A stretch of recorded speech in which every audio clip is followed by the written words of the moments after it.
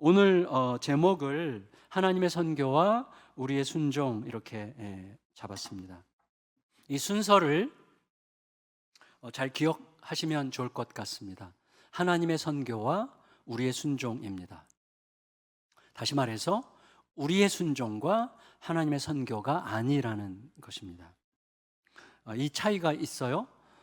우리의 순종과 하나님의 선교는 어떤 의미를 우리에게 주냐면 우리의 순종을 통해서 하나님께 선교하신다는 이제 뉘앙스를 주는데 그건 옳지 않습니다.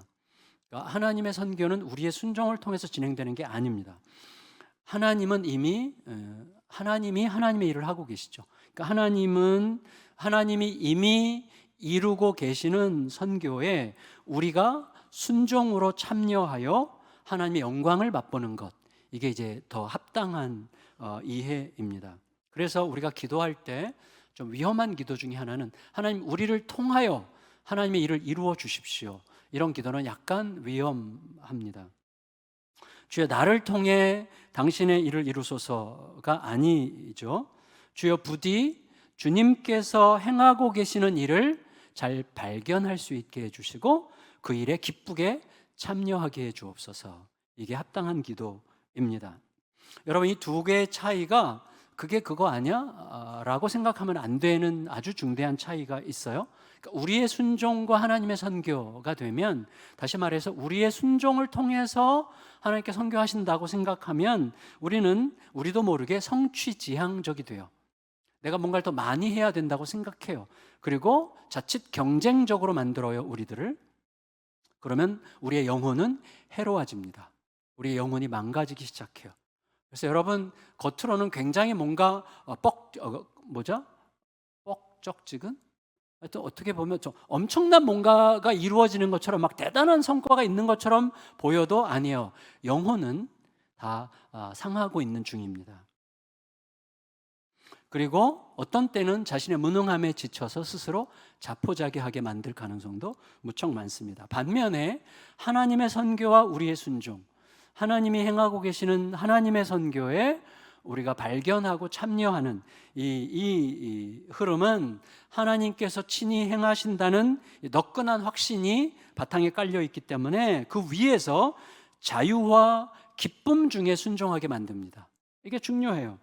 내가 뭘 해야만 되는 게 아니라 하나님이 하고 계신 일에 기쁘게 참여하는 거예요. 무척 자유롭죠. 여러분, 얼마 전에 걸어서 세계 속으로라는 프로그램을 잠깐 봤는데, 거기에 이제 캐나다 한 앞바다에 관광객들이 혹등고래 있죠. 어마어마하게 큰 혹등고래 보러 가는 그 코스가 있나 봐요. 거기 관광객들이 배 타고 갔는데 아니나 다를까 저쪽에 혹등고래 떼가 막 엄청 막 뛰어오르고 막 어마어마하게 큰 혹등고래들이 막 하는데 사람들이 진짜 완전히 깜짝 놀랐어요. 그때 이제 누군가가 인터뷰를 했는데 한 사람에게 물었습니다. 이 상황에서 어떤 느낌이 듭니까? 라고 물었는데 첫 번째 사람의 대답이 너무나 인상적이었어요. 딱 한마디 했어요. humble, 이렇게 얘기했어요. humble이라고. 다시 말하면 내가 아무것도 아니라는 생각에, 내가 너무나 작아지는 느낌에 너무나 근엄해집니다. 이런 느낌이었어요. 저는 그런 생각이 들어요. 여러분, 우리의 순종과 하나님의 선교가 되면 우리는 계속 앞만 보고 달리게 되어 있고, 나의 열심의 성과를 통해서 누군가를 감동시키려고 우리도 모르게 자기 영혼을 계속 소진시키게 되어 있어요. 그러나 하나님의 선교와 우리의 순종으로 가면 우리의 길은 하나님께서 친히 이루고 계시는 매우 오묘하고도 정교한 하나님의 구원의 역사를 발견하고 거기에 참여함으로 깊은 감동과 지극히 행복한 겸손함에 빠져들게 되는 거예요. 아주 행복한 겸손함, 그리고 엄청난 감동 속에 하나님과 동행하는 영광을 누리게 되는 거예요. 여러분, 오늘 그 사도행전의 배경 시대를 보면 당시에 그 이방인들 중에는 이방 종교의 특징이, 그 당시 이방 종교의 특징이 탐욕인데, 매우 탐욕적인 이방 종교의 환멸을 느끼고 유대교의 하나님은 매우 담백하죠. 그리고 아주 그러니까 이 세상의 신들 중에 자기 백성의 거룩을 요청하는 신은 없어요. 고대 신들 중에서.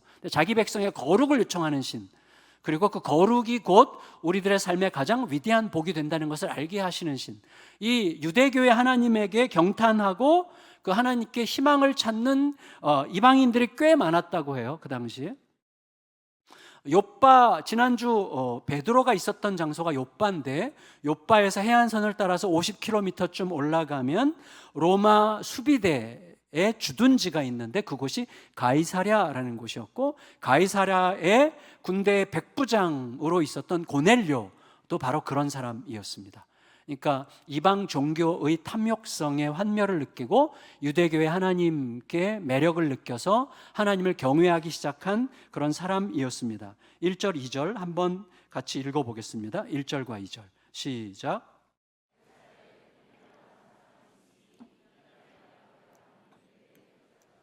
그가 경건하여 온 집안과 더불어 하나님을 경외하며 백성을 많이 구제하고 하나님께 항상 기도하더니. 이 가이사랴는, 여러분, 가이사랴도 소위 유대 지경, 그러니까 뉴욕과 뉴욕주가 다르잖아요. 그러니까 뉴욕 하면 엄청나게 큰데 우리가 보통 맨하탄 중심의 뉴욕은 그렇게 크진 않잖아요. 그런 것처럼 유대 지경은 굉장히 범위가 넓습니다. 이 가이사랴도 유대 지경에 포함돼요. 근데 그 유대 지경 전체의 총독의 주 거주지가 가이사랴예요. 예루살렘에 이제 가끔씩만 갔는데, 그런데다가 모든 무역상들이 오가면서 통행세를 내는 소위 수납 창구 역할을 하던 곳이 이 가이사랴였기 때문에 굉장히 풍부한 경제적인 항구 도시였어요. 그리고 굉장히 돈이 많이 왔다 갔다 하는 곳이죠. 그러니까 그런 곳에서는 자신의 어떤 사회적 지위를 이용하면 상당한 이득을 취할 수 있는 기회가 있는 곳이죠. 고넬료 같은 백부장은 그런 기회를 충분히 누릴 수 있는 사회적 지위입니다. 백부장은 그 당시에. 그런데 고넬료는 그러지 않았죠. 오히려 사람들을 도왔어요. 그리고 사람들을 돕고 섬겼는데, 고넬료가 그렇게 할 수 있었던 힘이 뭐냐? 하나님을 경외하는 경건이었다라고 이제 이야기하는 거예요. 그리고 그런 고넬료에게 하나님께서 주목하셨습니다. 고넬료의 경건에 하나님이 주목하셨어요. 그래서 우리는 자연스럽게 역대하 16장 9절 말씀을 떠올리게 됩니다. 함께 한번 역대하 16장 9절 읽어볼까요? 시작. 여호와의 눈은 온 땅을 두루 감찰하사 전심으로 자기에게 향하는 자들을 위하여 능력을 베푸시나니. 근데 사실은 이 말씀이 맞지만 충분치는 않아요. 무슨 말이냐면, 하나님은 고넬료 같이 경건한 사람을 찾으세요. 그렇지만 저나 여러분 같은 불경건한 자도 주목하여 부르시죠. 그러니까 하나님은 그가 경건하기 때문에 부르시는 건 아니죠.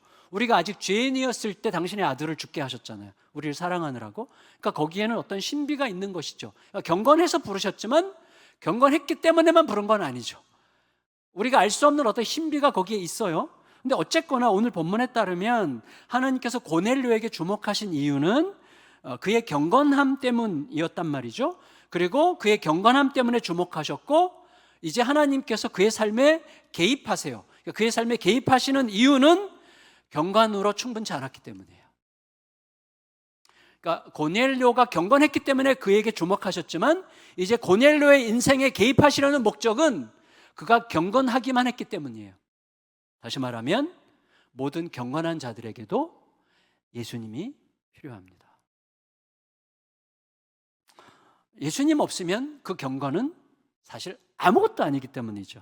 그러니까 하나님은 경건해서 주목하셨지만 경건하기만 했기 때문에 그의 삶에 개입하셔서 그에게 예수님을 소개하려고 하시는 것이죠. 하나님은 이렇게 정리할 수 있겠죠. 1차적으로 하나님은 자기를 향하는 자를 보시죠.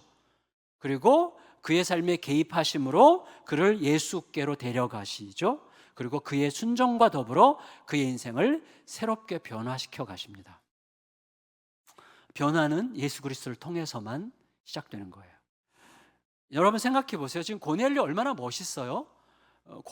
권위가 있고 힘이 있고, 백부장이면 로마의 부대에 이제 가장 최전선에 있는 사람 아니에요? 그리고 자기가 조금만 힘쓰면 뭔가를 할 수 있는 사람인데 굉장히 경건하죠. 이웃들을 돕죠. 나중에 뒤에 보면 고넬료의 종들이 말해요. 유대인들 모두가 다 존경하는 사람이라고. 이 고넬료가 대단한 사람이에요. 그러니까 굉장히 괜찮은 사람이죠.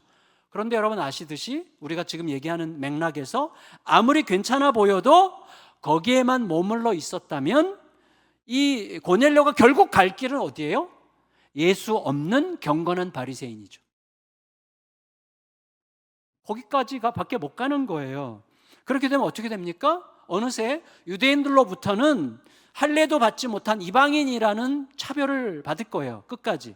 그러면서 동시에 나보다 덜 경건한 자들에 대해서는 차별하는 이런 모순 속에 빠질 수밖에 없게 되는 것이죠. 그러니까 여러분 진정한 경건은 뭐죠? 진정한 경건은 하나님의 사랑을 통해서 하나님의 사랑이 내 안에 꽉 차서 모든 사랑의 대상들이 통합되는 거예요. 다시 말하면 나와 너 사이에 차별이 철폐되는 거예요. 그게 진짜 경건이에요. 진짜 경건은 나와 너의 차별이 없어져요. 하나님 앞에서 우리가 똑같다는 거죠. 진짜 존중감이 일어나는 거죠. 근데 여러분 이유가 뭐냐면 이거예요. 사랑은 독점적인 관심을 요구해요. 모든 사랑은 독점적인 관심을 요구하죠. 하지만 우리들의 사랑은 제한적이잖아요. 우리의 사랑은 제한적이에요. 따라서 사랑의 대상이 나, 가족, 타인, 일. 자, 내가 나에게 사랑을 집중한다든지 가족에게, 타인에게, 어떤 나의 일에게 사랑이 집중되면 결국은 어떻게 되죠? 우리의 사랑의 자원은 너무나 제한적이기 때문에 우리 그러잖아요. 밖에서 열심히 일하고 집에 들어가서 나 좀 내버려둬. 완전히 다 빠졌어. 나 더 이상 사랑할 힘이 없어. 그렇잖아요. 우리들은 제한적이에요. 그러니까 근데 모든 사랑의 대상은 사랑을 독점적으로 요구해.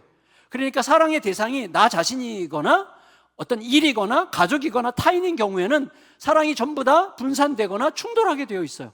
다 독점적으로 그 사랑을 요구하기 때문에 그러니까 나와 일 사이에서, 나와 가족 사이에서, 가족과 일 사이에서 계속 충돌과 갈등이 발생할 수밖에 없는 거예요.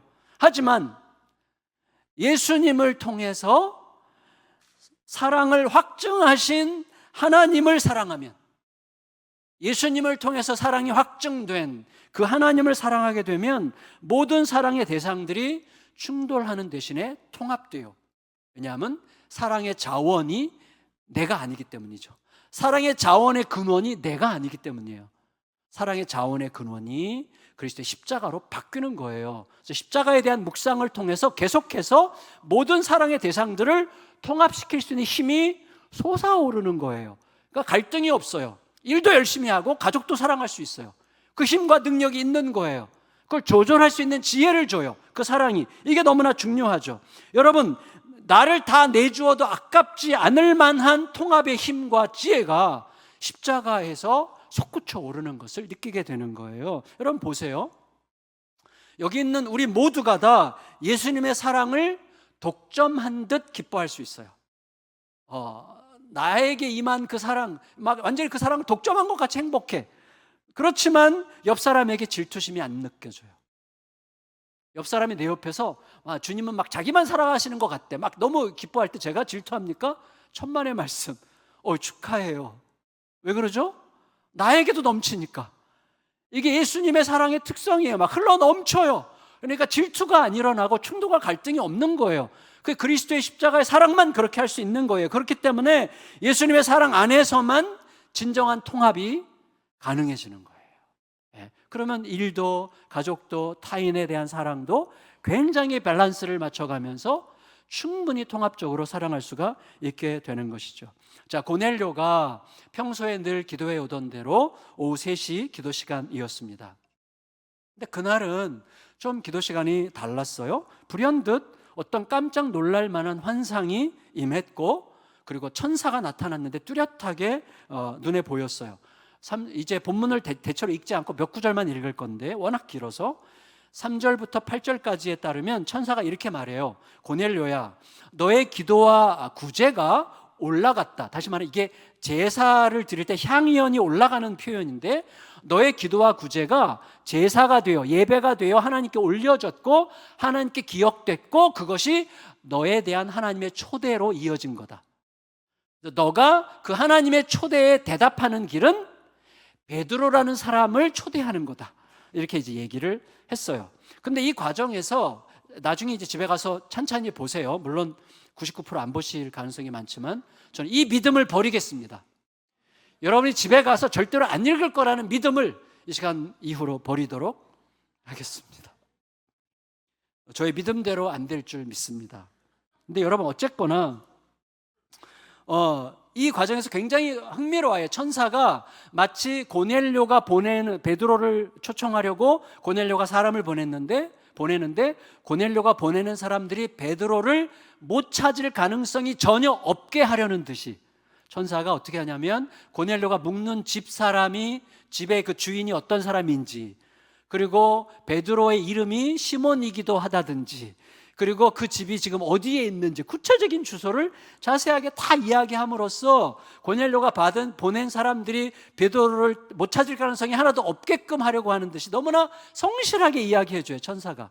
그리고 고넬료는 정말 혼란스러웠지만, 너무나 당황스러웠지만 지금 무슨 일이 벌어지는지 모르잖아요. 천사가 그냥 데려와 이러니까 그냥 순종하는 거예요. 그러니까 너무나 성실한 천사의 요청에 아주 성실하게 대답해요. 그러니까 혼란스러웠어도, 그러니까 믿음이라는 건 뭐냐면 혼란스러움이 제거되는 게 믿음이 아니라 혼란스러워도 순종하는 게 믿음이에요.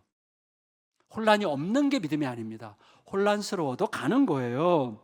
한편 더 흥미로운 건 뭐냐면 하나님께서는요, 우리가 순종하냐 아니하냐 여부를 보면서 순종의 여부를 봐가면서 어떤 일을 진행하시는 분이 아니에요. 하나님은 우리가 순종할 걸 그냥 믿고 그냥 일을 저지르세요. 그게 우리 하나님이세요. 그게 우리 하나님이라는 게 너무나 행복해요. 그래서 여러분 어떻게 하냐면 베드로가 순종하기도 전에 베드로로 하여금 순종하게 할 사람을 먼저 보내. 그리고 그 사람들이 도착할 때쯤, 도착하는 시간에 딱 맞춰서 베드로가 순종해야만 하는 환상을 보여서 베드로를 설득하세요. 그분이 우리 하나님이시죠. 여러분 십자가를 생각해 보세요. 십자가는 우리가 어떤 상태에 있었느냐, 우리가 변화될 것 같으냐 아니냐, 뭐 우리가 앞으로 어떻게 될 것 같으냐, 이런 거 따지고 십자가를 허락하신 게 아니에요. 우리는 진짜로 아무 희망이 없는 자들 아닙니까? 그럼에도 불구하고 우리의 상태와 아무 상관없이 보세요, 자기의 생명을 거시는 그 엄청난 일을 그냥 저지르세요. 그리고 막막하게 기다리세요. 그분이 우리 하나님이시죠. 그러니 우리에게 필요한 건 우리 주님이 그런 분이시라는 것을 알고 따르는 거예요. 그때만 존귀하신 주님을 경험할 수 있게 되는 거예요. 제 아내가 지난 주에 시작한 그 토닥토닥 북클럽, 당신이 옳다는 책하고 피드백 좀 받은 내용 저한테 한번 보여줬는데 그런 거예요. 아이가 학교에서 무슨 이슈가 생겨가지고 사라졌어. 아이를 찾느라고 막 난리가 났어. 엄마가 엄청 열받았어요. 애가 무슨 잘못하고 도망친 줄 알고. 근데 엄마가 이런 얘기를, 근데 그 책에서도 그거거든요. 그 편을 들어주고 기다리는 방식으로 행하라고 하는데, 엄마가 아이랑 통화가 됐는데 아이한테 이렇게 얘기했대요. 괜찮아, 너가 그렇게 해야만 되는 어떤 이유가 있었겠지. 여러분, 엄마들이 이렇게 말하는 거 가능합니까? 근데 예수 그리스도의 십자가는 가능하게 해요. 예수님 십자가는 그렇게 말하게 해요. 그래서 그 아들이 너무 편안해하면서 집에 와서 자초지종을 들어보니 이 아이가 피해자였던 거예요. 그리고 엄마와 아이 사이에 깊은 신뢰가 생기는 거죠. 여러분, 이게 너무나 실제적인 우리들의 십자가는요, 매우 일상적으로 구체적인 우리의 이야기예요. 막연한 어떤 신앙의 고백이 아니에요. 너무나 생생한 우리들의 삶의 승리의 이야기예요, 이게. 그래서 여러분, 우리에게 필요한 것은 우리 주님께서 그런 분이시라는 사실을 알고 따르는 거예요. 그때만 존귀하신 주님을 경험할 수가 있기 때문이죠. 여러분, 9절부터 이제 17절까지를 보면 이제 베드로, 고넬료는 오후 3시에 기도했는데 베드로는 오후 12시에 이게 다 이제 예루살렘 성전의 기도 시간과 연관이 되는데, 나 12시 베드로 기도 시간인데 배가 고팠어요. 유대인들은 대체로 식사를 하루에 2끼 했다고 알려지는데 아점으로 점심과 저녁 사이에 이렇게 대충 해결했다고 하는데, 베드로는 12시인데 벌써 배가 고팠어. 그러니까 식욕이 상당히 좋았던 것 같기도 한데 어쨌거나 그때 시장길을 느꼈어요. 그래 그걸 알고 이제 무도장이 집 주인이 이제 베드로를 위해서 음식을 준비하고 있는 바로 그 시간, 베드로는 지금 배가 고프다는 게 중요한 설정이에요. 배가 고프면 어떻게 하죠? 배가 고프면 뭐든지 먹죠. 네, 근데 아무리 배가 고파도 절대 먹을 수 없는 음식도 있죠.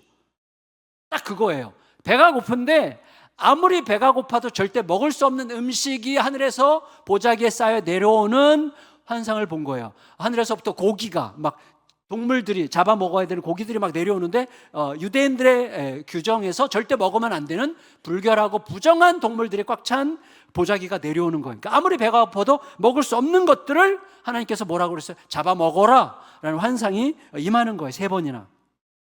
유대인들이 그 당시에, 지금도 그렇지만 다른 규례들에는 대체로 좀 또 관대하고 자유로운 사람들도, 저도 그렇죠. 저도 막 복장 뭐 이런 거 되게 이제 좀 자유로운 편이지만 저도 절대 타협하지 않는 게 몇 가지가 있거든요. 유대인들은 다른 규정들에는 굉장히 자유로웠어도 음식 규정은 엄청나게 엄격했어요. 그러니까 먹어야 될 것, 먹지 말아야 될 것은 엄청나게 엄격했어요. 그런데 하나님께서는 유대인 베드로가 절대 먹을 수 없다고 확신하는 그것들에 대하여 내가 이미 깨끗하게 했으니까 먹어라 라고 말씀하시는 거예요. 그러니까 사실은 먹지 않는 게 하나님을 섬기는 도리라고 확신하고 살아왔던 그것을 하나님은 먹는 게 순종이라고 말씀하시는 이 혼란, 베드로가 지금 혼란에 빠진 거예요. 하나님 입장에서는 음식에 대한 차별, 그리고 사람에 대한 차별이 철폐됐다고 선언하시는 것이지만 베드로는 아직은 준비가 안 돼 있어요. 그러니까 혼란에 빠져 있고 뭔가 힘든 거죠. 그러니까 몸과 마음에 새겨진 습관이라는 것은 굉장히 무섭습니다. 우리도 아닌 척하면 안 돼요. 우리 모두에게도 그런 극복하기 어려운 습관들이 있단 말이죠. 베드로 보세요. 이미 오래전에 예수님을 통해서 들었어요. 예수님께서 뭐라고 하셨습니까? 입에서 나오는 탐욕, 더러운 생각, 입에서 나오는 그런 것들이 더럽지 입으로 들어가는 음식 중에서 더러운 게 없다. 그건 다 깨끗하다. 이렇게 예수님께서 이미 말씀하셨어요. 바울도 그런 얘기 했잖아요. 믿음으로 받으면 버릴 게 없느니라. 이렇게 얘기를 했단 말이죠. 베드로는 이미 그 말씀 들은 적이 있어요. 또 이렇게 그 의미가 선명한 환상을 3번이나 봤지만 여전히 혼란스럽습니다. 여러분, 힘껏 지켜온 확신을 거스르는 환상이 해석되기까지는 상당히 시간이 필요한 게 사실이에요. 사실 이 맥락 속에 있는 이야기는 아니지만 저도 한번 독특한 이 설교 준비하다가 생각난 환상이 아니라 누군가의 꿈인데 아주 너무 독특해요. 여러분도 한번 놀라실 거예요. 아주 독특한 꿈 이야기와 관련된 사건인데 너무 개인적이어서 좀 죄송하지만 여러분과 좀 나누도 좋겠다는 생각이 들었어요. 지금부터 한 24, 5년 전인데 제가 전혀 모르는 분이에요. 제가 한번 그때는 뭐 인터넷 방송 설교 이런 것도 없을 때인데 24, 5년 전에 김포공항 근처 교회에 다니는 한 여성도님인데 그분이 밤에 꿈을 꿨어요. 꿈속에 길을 대로를 사람들이 막 가는데 그 길 한가운데 구덩이가 이렇게 파져 있는데 사람들이 구덩이가 파여 있는지 모르고 걸어가다가 막 다 빠졌대요. 사람들이 빠져서 막 허우적거리고 있는데 사람들이 막 구경만 하고 있더래요. 근데 구경꾼들 틈으로 한 사람이 막 쌩 달려와가지고 사람들을 막 건져내더래요. 사람들이 저 사람 누구야 막 이렇게 얘기를 하는데 그중에서 어떤 사람이 큰 소리로 얘기했대요. 충현교회 정갑신 목사예요 라고 말했대나 뭐 어쨌대나 믿거나 말거나. 제가 어떻게 알았겠어요 그 꿈을? 이분이 그 다음날 자기 동료 집사님들 서너 명을 데리고 와서 충현교회 주일 예배를 온 거예요. 그래서 안내 서고 있는데 저를 찾아가지고 제 앞에서 이분이래, 이분. 제가 엄청 놀랐어요 그때. 그리고 엄청나게 행복하게 당황스러웠어요. 내가 뭐 굉장한 인물이 내가 이제 되겠구나, 솔직히 그렇게 생각을 했는데 그분들은 사실은 생각했던 것보다 내가 너무 볼품없게 보여가지고 좀 실망하고 돌아간 얼굴이었어요. 근데 어쨌거나 제가 상상할 수 없는 상황이잖아요. 그게 굉장히 혼란스러웠는데 한참 동안 제가 그 일의 의미를 조금씩 부여했어요. 그리고 내가 좀 굉장히 중요한 사람인가 보구나 이렇게 생각을 했는데 하지만 시간이 지나가니까 별게 아니었다는 것을 제가 알게 됐어요. 여러분 생각해 보세요. 구덩이에 빠진 사람을 건져내는 일은 신자라면 누구나 해야 되는 일이야. 맞죠? 뭐 특별한 사람이 하는 일이 아니에요. 그거는 신자라면 누구나 해야 되는 일이에요. 그 일은. 여러분, 그 생각이 들어오니까 제가 이렇게 해석이 됐어요. 왜냐하면 그 당시에 제가 그 교회 담임 목사님과 엄청난 갈등 속에 있었어요. 저랑 엄청나게 친한 분이었는데 이제 담임 목사님이 되면서 제가 부교육자로 들어가니까 이제 굉장히 다투게 됐어요. 좀 뭐가 안 맞았어. 그래서 그분에 대한 실망, 교회에 대한 실망으로 교회 존재 의미를 엄청나게 막 심각하게 고민했는데 모순은 뭔지 아세요? 신자란 무엇인가? 교회란 무엇인가? 막 엄청나게 깊이 고민하고 하는 동시에 아이러니하게도 그 깊은 실망감과 무기력함 속에서도 타락하고 싶은 정욕을 스스로 합리화하고 있더라고요, 제가. 그러니까 이런 거죠. 누군가 내가 기대했던 어떤 사람들이 아무것도 아닌 존재가 될 것 같으면 내가 타락해도 될 것 같은 합리화? 이런 비슷한 심리 속에서 제가 스스로 모순을 느끼면서 막 갈등하고 있을 때요. 엄청 갈등하고 있는 그런 상황에서 내 모순을 막 직면하고 깨닫는 중이었는데 그래서 그때 딱 해결이 된 거예요. 이 이야기가 어떤 이야기인가? 그 일은 저에게 하나님께서 너 신자가 되라. 너 진짜 신자가 되라는 사인으로 해석이 딱 됐어요.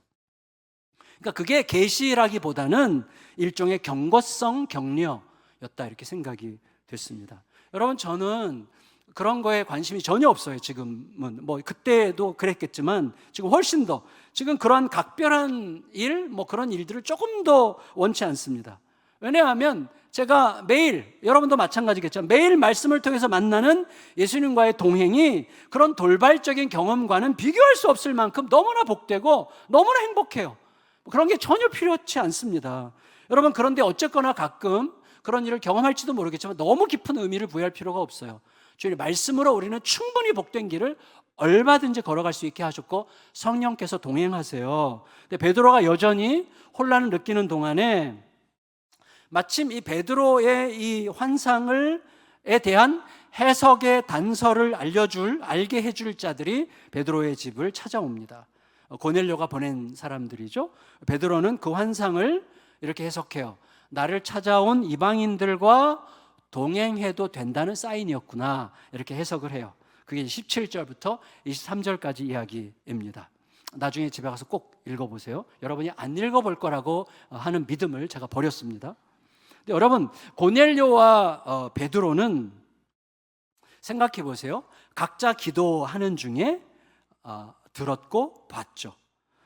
그리고 이 듣고 보는 하나님의 지시를 통해서 뭘 알게 됐어요? 서로 만나는 게 필연이라는 것을 알게 됐어요.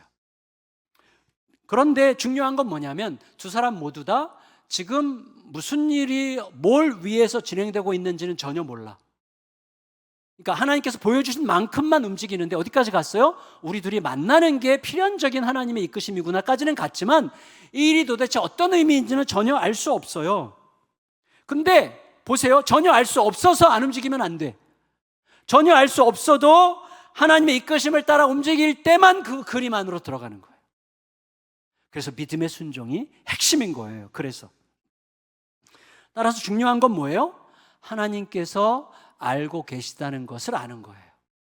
우리들에게 너무나 중요하죠. 그림이 안 보여도 이미 알고 계시는 하나님께서 가라 하시는 대로 가면 반드시 거기 뭐가 있어요. 거기 뭐가 있어요. 이게 중요해. 있어요. 제가 마지막에 그 얘기를 잠깐 하려고 하는데, 그래서 드디어 이제 두 사람이 만나죠. 고넬료와 베드로에게는 여전히 이제 과거의 습관들이 있죠. 고넬료는 이미 이교적 숭배 사상이 있죠. 그래서 베드로를 보자마자 그 앞에 엎드려서 숭배하려고 하죠. 하지만 이거는 그렇게 심각한 문제는 아니에요. 왜냐하면 베드로 입장, 저를 받는 베드로 입장에 있는 사람이 하나님의 영광을 갈취하려고 하는 마음만 갖지 않는다면 그런 이교적 습관은 금방 극복됩니다. 근데 그런 이교적 습관이 극복 안 되는 이유가 뭐죠? 오늘날도 너무나 많은 신자들이 복음적이기보다는 율법적이고 종교적으로 머물러 있는 이유는 뭐죠? 성직자들이 이용하기 때문이에요. 그래서 일천번제 뭐 이런 걸 통해서 계속해서 그루밍을 하기 때문이에요. 그건 심각한 문제예요. 심각한 문제. 여러분, 베드로의 입장에 선 사람이 이용해서 자기 영광을 취하려고, 자기 이득을 취하려고 하지만 않으면 이교적인 습관은 금방 극복될 수 있어요. 고넬료 보세요. 순식간에 극복되는 거예요. 베드로가 무슨 소리냐, 나도 또 당신이랑 똑같은 사람이다, 이러지 말아라. 그런 순간 극복되는 거예요. 근데 은연중 자기가 뭐나 된 줄 알고 잘한다는 식으로 이렇게 하면 큰일 나는 거죠. 그러면 큰일 나는 거예요. 근데 어쨌거나 24절에서 33절까지 이제 베드로와 고넬료의 대화가 이어지는데, 베드로는 자기가 이방인의 집에 오는 게 쉽지 않았던 유대인으로서의 이유를 설명을 해요. 하지만 그게 중요하잖아요. 유대인의 현실이 중요한 게 아니고 두 사람 모두 공감할 수 있었던 진짜 현실은 뭡니까? 그들을 만나게 하신 하나님 현실이 있는 거예요. 그들을 만나게 하신 하나님의 현실을 두고 중요하게 확인하게 됩니다. 그리고 바로 그 순간 베드로에게 중요한 각성이 일어나요. 깨닫게 돼요. 그게 34절, 35절입니다. 34절, 35절 읽겠습니다. 시작. 베드로가 입을 열어 말하되 하나님을 경외하며 의를 행하는 사람은 다 받으시는 줄 깨달았도다. 베드로의 각성은 이거예요. 하나님은 하나님을 진짜로 사랑하는 자, 하나님을 사랑하는 것처럼 흉내내는 자, 하나님을 사랑하는 것처럼 보이는 어떤 태도를 이용하는 자가 아니라 하나님을 진짜로 사랑하는 자는 어떻게든 예수 그리스도의 복음을 만날 수밖에 없다는 사실을 깨달은 거예요. 베드로는. 그리고 진짜로 하나님을 사랑하고 경외하는 사람들은 모든 상황에서 하나님께 귀를 기울일 게 분명해요. 그리고 하나님은 그들에게 가장 먼저 예수님의 복음을 들려주시겠죠. 여러분, 하나님을 경외하는 자는, 하나님 진짜 사랑하는 자는 매사에 모든 일에 하나님께 귀를 기울이고 싶어하는 사람들이고, 그런 자들에게 하나님께서 제일 먼저 들려주고 싶어 하시는 이야기는 예수 그리스도의 복음이에요. 그러니까 하나님을 경외하는 자는 그리스도의 복음을 만날 수밖에 없는 거예요. 베드로는 결국 하나님의 아름다우심에 취한 모든 진실한 사랑은 결국 우리를 인종적, 성별적, 사회적 차별을 무너뜨리는 복음으로 인도하고야 말 거라는 사실을 깨닫게 된 거예요. 베드로 속에 이해가 됐어요. 깨달아졌어요. 이제 뭔가 시원해지는 마음이 들어왔습니다. 여러분이 고넬료와 베드로의 만남은 사도행전 전체 모든 스토리들 중에 가장 길어요. 굉장히 길게 기록되어 있어요. 그러니까 누가가 역사가로서 기록할 때 이 이야기가 얼마나 중요한지를 우리에게 알려주고 싶었던 거고, 이 이야기의 중요성을 우리에게 알게 해주고 싶었기 때문에 이렇게 길게 기록했겠죠. 어떤 면에서 중요했을까요? 저는 두 가지 측면을 생각했는데, 하나는 하나님의 선교의 본질, 그리고 그 본질에 순종하는 우리의 태도, 이 두 가지를 이야기해주고 있다고 생각이 됐습니다. 하나님의 선교의 본질은 한마디로 이거예요. 땅끝을 향하시는 하나님의 행진은 한순간도 멈추는 법이 없다는 거예요. 결국 하나님이 계속 하신다는 거예요. 이게 하나님의 선교의 본질이에요. 하나님이 시작하셨고, 하나님은 지금도 우리의 눈에 보이건 안 보이건 어떻게 되건 관계없어요. 여러분 보세요. 지금 이 인간은 죽을 때까지 하나님 안 믿을 것 같아 라고 생각하는 그분 속에 지금 하나님은 일하고 계시는지도 모르죠. 하나님은 쉬지 않으세요. 이게 중요해요. 아까 우리 간증하신 우리 성도님, 마지막까지 갈 수도 있잖아요. 그런데 그때도 하나님이 일하고 계시는 거고, 일하고 계시는 하나님 때문에 어떤 순간과 딱 만날 때 변화가 시작되는 거거든요. 하나님이 쉬지 않고 땅끝까지 그 일을 계속하신다는 게 선교의 본질이에요. 하나님의 선교의 본질. 동시에 하나님의 선교의 본질은 처음부터 통합적이고 총체적이라는 거예요. 무슨 말이냐면, 아까 제가 말씀드렸죠? 사랑은 갈등과 충돌한다고. 나에 대한 사랑, 너에 대한 사랑, 가족에 대한 사랑, 일에 대한 사랑, 서로 충돌하지만 하나님의 선교의 본질에서는 모든 게 통합돼요. 그리고 총체적이에요. 자, 보세요. 이미 이방인 선교사로 부름받은 사람이 있어요. 바울은 이방인 선교사로 부름받았어요. 그런데 바울이 이방인 선교를 시작하기도 전에 이미 유대인들에게 복음을 전하는 자로 분류되는 유대인의 선교사 베드로가 이방인 선교를 먼저 해. 하나님, 지난번에 분명히 말씀드렸죠? 구제사역자로 부름받은 빌립과 스데반이 위대한 말씀 사역자가 돼요. 성령님은 직분을 무척 중요하게 존중하시지만 직분에 매이는 분은 아니세요. 우리가 이걸 늘 기억해야 됩니다. 하나님의 사역은, 하나님의 선교의 사역은 항상 통합적이에요. 나는 아니야. 아니요. 감동하시면 그냥 하면 돼요. 여러분 필요하시면 다음 주에 여러분 주일 설교 하면 좋겠다는 감동이 있는 분은 얘기하세요. 다음 주 주일 설교를 꼭 시켜드리겠습니다. 여러분 하나님께서 어떻게 이끌어 가시냐, 물론 질서를 따라야 되겠지만 이게 무척 중요하다는 거예요. 그리고 하나님의 사역은 그래 처음부터 매우 총체적이고 통합적이에요. 그리고 그 사역에 뛰어들어 참여하는 일꾼들의 기본적인 태도는 뭐냐면 매우 수동적인 적극성이라는 거예요. 수동적 적극성. 무슨 말이냐면 하나님의 마음, 하나님의 뜻은 어떻게 이루어집니까? 우리들의 지극히 겸손한 기다림, 수동적이죠. 그리고 겸손한 기다림과 주저하지 않는 순종, 적극성이죠. 하나님의 뜻은 우리의 매우 겸손한 기다림과 주저하지 않는 순종을 통해서 이루어집니다. 여러분 보세요. 고넬료와 베드로 모두 전혀 기대하지 않았어요. 근데 뜻밖의 임한 하나님의 뜻이 왔어요. 그 뜻을 따라요. 어떻게 따르죠? 고넬료와 베드로에게 있어 일꾼들에게 있어서 가장 적극적인 태도는 뭡니까? 그 뜻을 왜곡하지 않는 거예요. 그 뜻을 축소하지 않는 거예요. 그 뜻을 과장하지 않는 거예요. 그냥 주어진 그대로 그 뜻이 자기들을 순전하게 통과하게 하는 것, 그게 신자의 가장 적극적인 태도예요. 여러분 하나님이 이루고 계시기 때문에 내가 그 일을 더 잘 이루려고 내가 막 어줍지 않게 까불지 않는 게 중요해. 더 잘 되는 것처럼 보이게 하려고 할 필요가 없어요. 그걸 내가 좀 뭔가를 내가 좀 더 막 포장하고 싶어 할 필요도 없어요. 받은 그대로를 전달하는 거야말로 우리가 행할 수 있는 가장 적극적이고 또 더 가장 공격적인 태도라는 것을 잊지 말아야 되는 거예요. 그런 태도가 우리 일꾼들에게 필요한 거죠. 그게 수동적 적극성이라는 거예요. 고넬료의 말이 딱 그 뜻이거든요. 33절 읽겠습니다. 33절 하반절 2제부터 읽겠습니다. 2제 시작. 이제 우리는 주께서 당신에게 명하신 모든 것을 듣고자 하여, 이 태도죠. 바로 결국 베드로는 자기가 고넬료네 집까지 가게 된 이유를 알게 됐어요. 그래서 이제 베드로가 36절부터 43절까지 설교하는데 베드로의 설교를 요약하면 한마디로 이거예요. 고넬료요, 당신이 유대교를 통해서 찾고 싶었던 그 소망은 옛날부터 이스라엘의 선지자들이 찾고 싶었던 그 소망인데 그 소망은 이미 이루어졌습니다. 그 소망을 성취하신 분 메시아가 이미 오셨고 우리들이 그 증인인데 그 일은 당신도 들었을 바로 예루살렘에서 죽은 예수 그리스도입니다. 그러나 그분이 부활하신 것을 우리 모두가 너무나 명백하게 봤고 그 증거가 바로 지금 당신과 내가 만나고 있다는 사실입니다.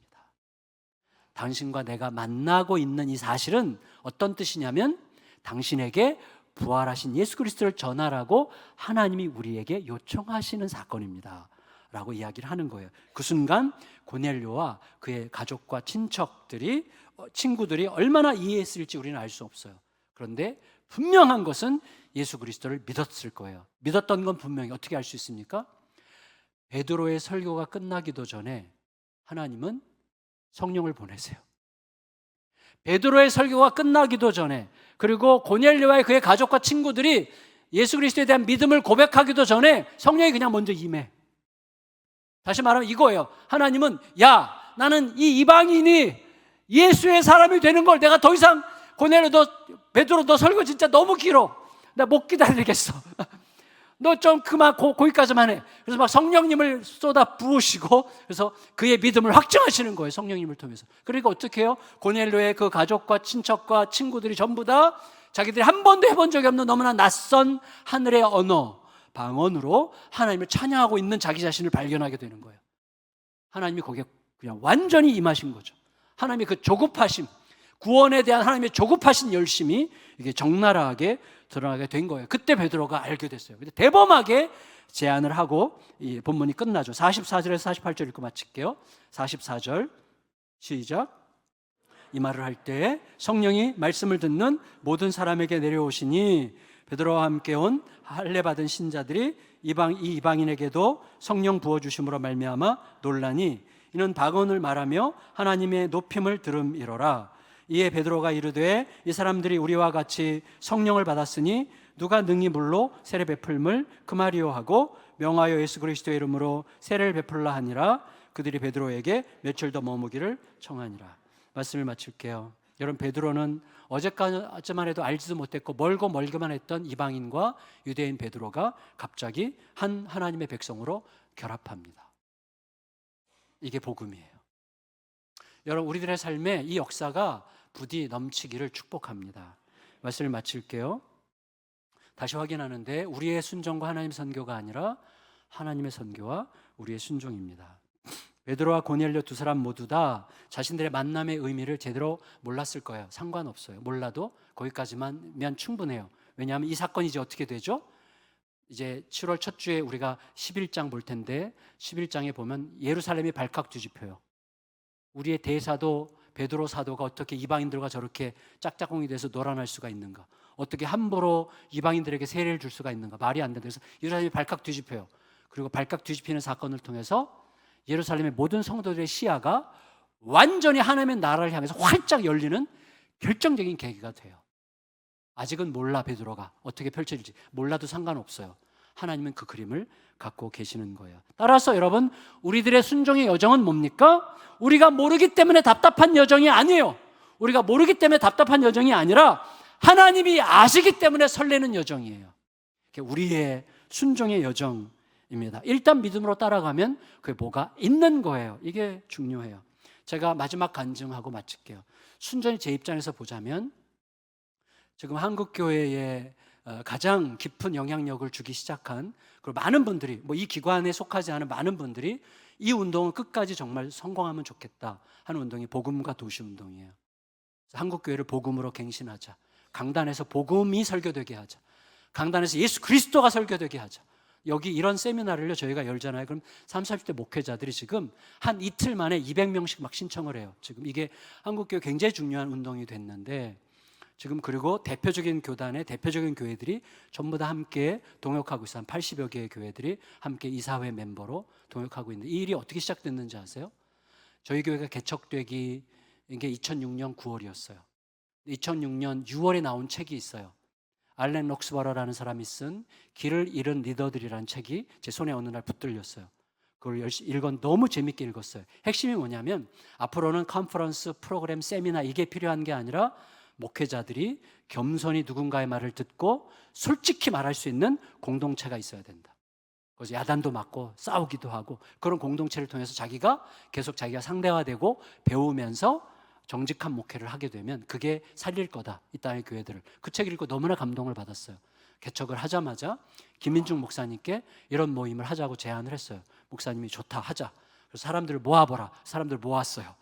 10여 명이 모여서 그 모임이 시작됐고, 그 모임을 큰숲이라고 이름을 불렀는데, 그 모임을 10년 동안 매주 금요일, 거의 쉬지 않고 매주예요, 매주. 다들 엄청 바쁜 사람들이 매주 금요일 7시부터 10시까지 모여서 그냥 이런 이야기를 한 거예요. 막 서로 야단 맞고 막 서로 논쟁하고 싸우고 막 그래요. 그러면서 거기서 근데 안 떠나, 계속 배우는 거죠. 물론 왔다 갔다 하는 사람들도 있지만, 그 모임 10년 끝에 하나님께서 미국의 그 사역 팀 켈러 목사님을 통해서 본인이 한 이 사역을 같이 동역합시다. 그래서 시티 투 시티라는 교회 개척 사역이 들어오게 된 거예요. 이 모임이 글로 들어가서 그 모임의 이제 기초가 됐어요. 이 모임을 통해서 시티 투 시티 교회 개척 사역이 시작이 됐고, 이게 잘 되는 걸 보고 또 TGC라고 하는 세계적으로 복음을 확산시키는 복음 운동을 하는 세계 최고의 이제 웹사이트 기관인데, 그게 한국 저에게도 연락이 와서 또 이것도 동역하자고 해서 이 일을 또 하게 됐고, 몇 년 후에 이 두 개의 사역이 합쳐져서 복음과 도시가 된 거예요. 누구도 알 수 없는 거죠. 여러분, 알렌 록스버러의 책을 읽을 때 주님께서 이걸 시작하라고 하실 때 우리는 어떤 그림이 펼쳐질지 아무도 몰라요. 그냥 갈 뿐이에요. 가다 보면. 그래서 지금 이 일은 누구의 일도 아니에요. 하나님의 일이에요. 저는 지금 여기서 내려와도 아무 상관이 없어요.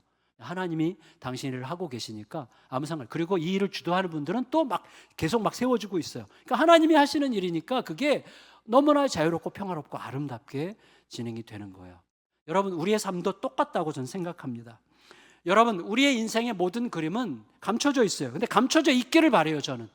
감춰져 있기 때문에 우리는 늘 설레는 마음으로 주님과 오늘을 동행할 수 있어요. 그래서 영적으로, 지적으로, 정서적으로 익숙해지고 지겨워지는 대신에 늘 새롭고 신선한 길을 매일매일 주님과 함께 동행할 수 있게 되는 거예요. 그 길을 따라서 하나님의 그림이 어느 날 알려지고 그 그림 뒤에 또 다른 그림이, 그 그림 뒤에 또 다른 그림이 펼쳐지면서 하나님의 위대한 영광에 참여하는 맛을 보는 저와 여러분들의 삶이 되시기를 예수님의 이름으로 축원합니다. 우리 같이 복음